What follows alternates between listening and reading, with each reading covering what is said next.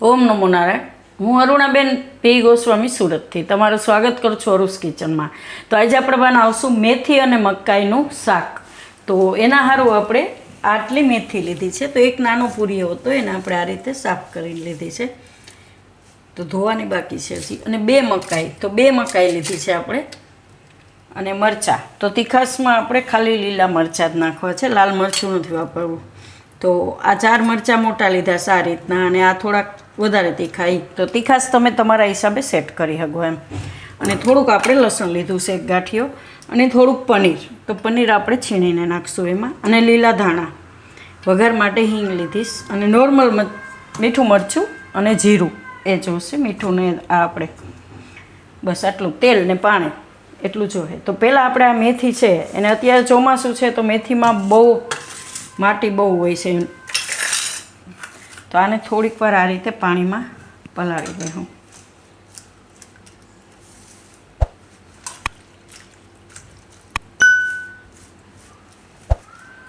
આ રીતે.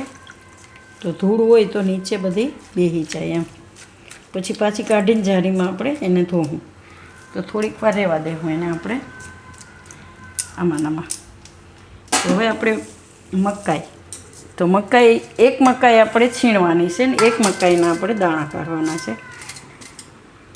તો આ મકાઈ આપણે છીણી નાખીશું અને આના આપણે દાણા કાઢી નાખીશું. તો મકાઈના આ રીતે આપણે બધા દાણા કાઢી નાખીશું આ રીતે. અને તમે ચાકુથી ખાલી એક લાઈન કાઢી નાખો ને એટલે બધી આરામથી જ નીકળી જાય. ખાલી એક જ લાઈન કાઢવા સારું થોડુંક આપણે એ કરવું પડે.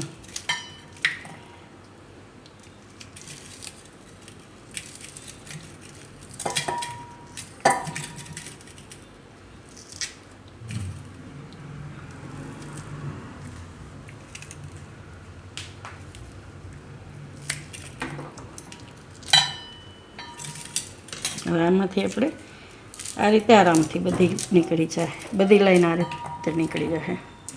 તો આ બધી આપણે કાઢી લઈશું દાણા.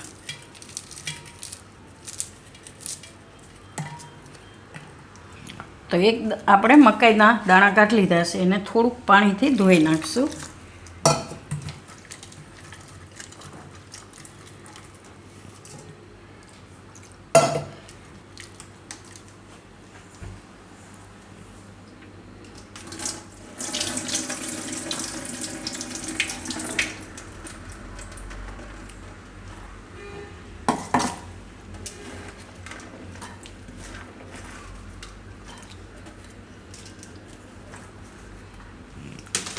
હવે આમાં થોડુંક પાણી નાખીને એને આપણે બાફી લઈશું.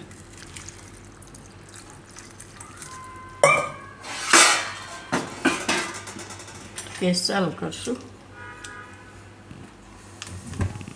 અને આને બાફી લઈશું આપણે. તે બફાય ત્યાં સુધીમાં આપણે આ મકાઈ છે બીજી, એને આપણે છીણી લઈશું.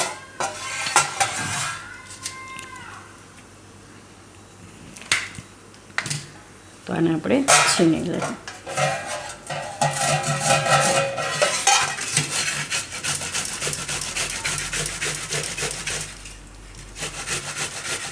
તો મકાઈ આપણે એક છીણી લીધી છે. તો હવે આ મેથી આપણે આમાંથી કાઢી લઈશું આ રીતે.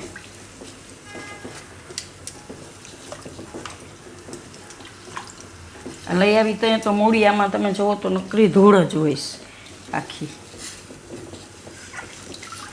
આપણે ધીરે ધીરે જોઈને એ રીતે કરીએ એટલે એટલી બધી માટી ન આવે એમાં. બહુ માટી હોય છે, માટી બધી નીચે બેસી જાય.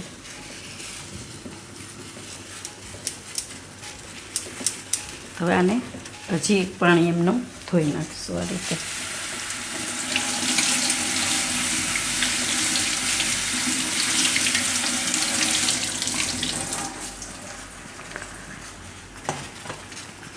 તો હવે આ ભાજી છે એને આપણે સુધારી નાખીશું.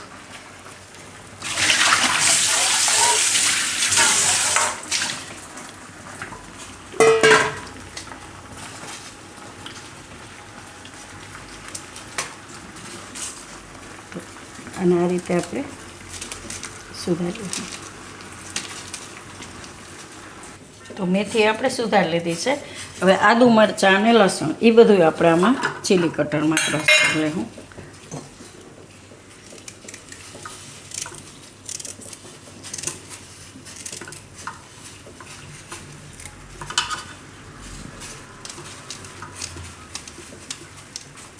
આ બધું આપણે આમાં ક્રશ કરી લઈશું. તો આદુ મરચાં આપણે આ રીતે આમાં ક્રશ કરી લીધા છે. તો એને સાઈડમાં રાખી દઉં અને દાણા ચેક કરી લઉં મકાઈ. તો મકાઈ એકદમ સરસ બફાઈ ગયા છે, દાણા એકદમ સોફ્ટ થઈ ગયા છે. તો આને આપણે કાઢી લઈશું.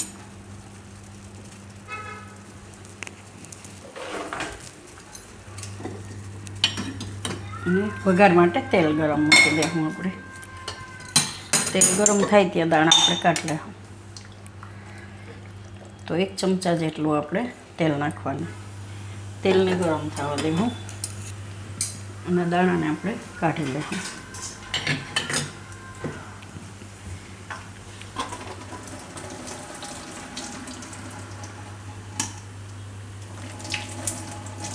તો મકાઈ આપણે બધી કાઢી લીધી છે અને તેલ આપણું ગરમ થઈ ગયું છે. તો તેલમાં આપણે થોડું જીરું નાખીશું અને આદુ મરચાં ને લસણ.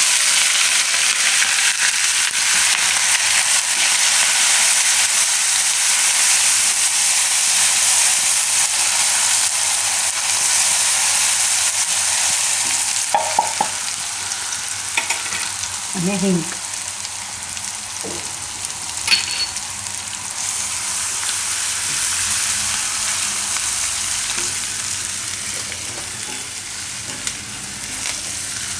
તો હવે આમાં આપણે નાખી દઈશું મેથી.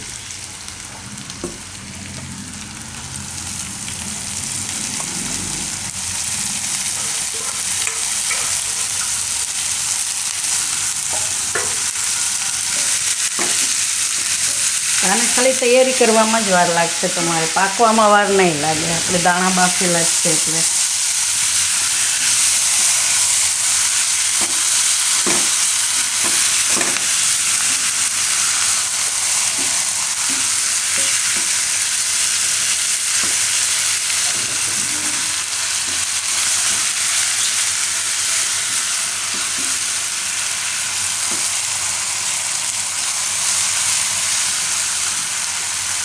થોડીક વાર મેથી ફેરવીને પછી આપણે જે મકાઈ છીણીને રાખી હતી એ મકાઈ આપણે આમાં નાખી દઈશું. તો આ મકાઈની મીઠાશને લીધે તમને મેથી કડવી નહીં લાગે, એકદમ સરસ ટેસ્ટ આવશે એમ.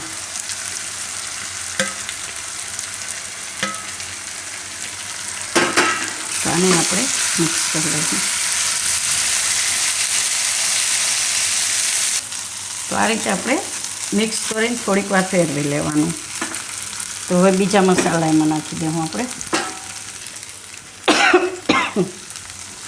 તો સ્વાદ પ્રમાણે મીઠું,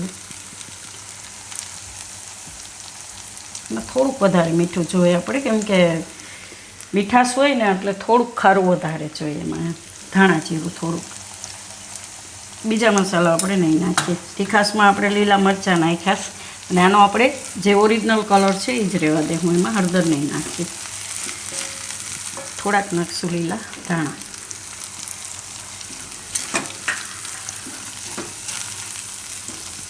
હવે મકાઈના આપણે જે દાણા રાખ્યા હતા એ બાફેલા.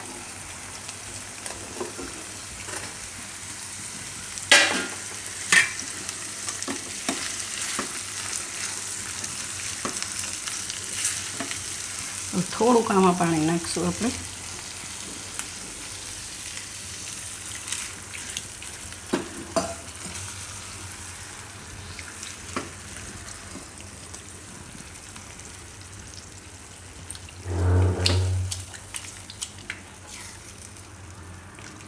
અને થોડીક વાર આપણે ઉકાળશું.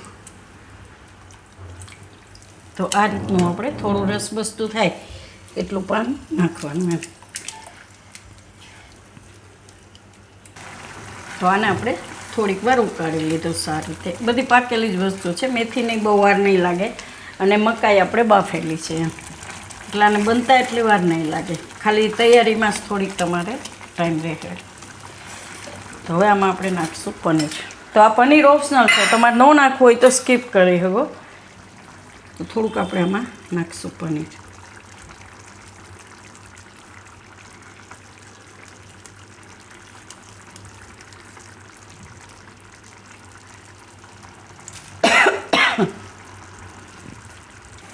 તો પનીર આપણે આમાં મિક્સ કરી લઈએ.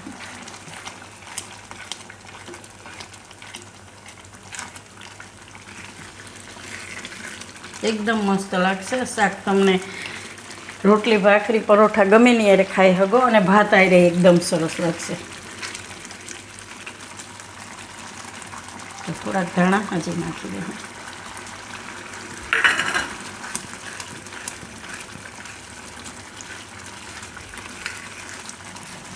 ગેસ બંધ કરી દઉં. તો આને આપણે ઉતારી લેવું નીચે અને સર્વ કરી લેવું.